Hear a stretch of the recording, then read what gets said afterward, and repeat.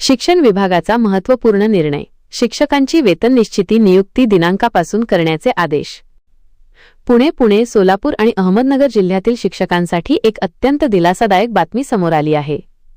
शिक्षण उपसंचालक कार्यालयाने शिक्षकांची वेतन निश्चिती त्यांच्या प्रत्यक्ष नियुक्ती दिनांकापासून करण्याचे स्पष्ट आदेश निर्गमित केले आहेत. या निर्णयामुळे अनेक वर्षांपासून प्रलंबित असलेला वेतनाचा प्रश्न मार्गी लागणार आहे. शासन निर्णयाची अंमलबजावणी. शासकीय पत्र क्र. वेतन 1220 प्रक्र. 499 TNT 3 दि.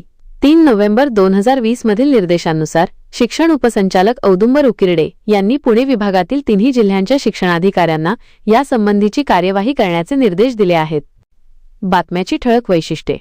क्षेत्र पुणे, सोलापूर आणि अहमदनगर जिल्ह्यातील प्राथमिक व माध्यमिक शिक्षक. मुख्य आदेश. शिक्षकांची वेतन निश्चिती ही त्यांच्या मूळ नियुक्ती दिनांकापासून ग्राह्य धरली जावी. लेखा विभागाला सूचना. लेखाधिकारी आणि लेखा तपासणी पथकाने शिक्षण खाते या प्रक्रियेत तांत्रिक त्रुटी राहू नयेत याची दक्षता घेण्याचे आदेश दिले आहेत. शिक्षकांना मोठा दिलासा.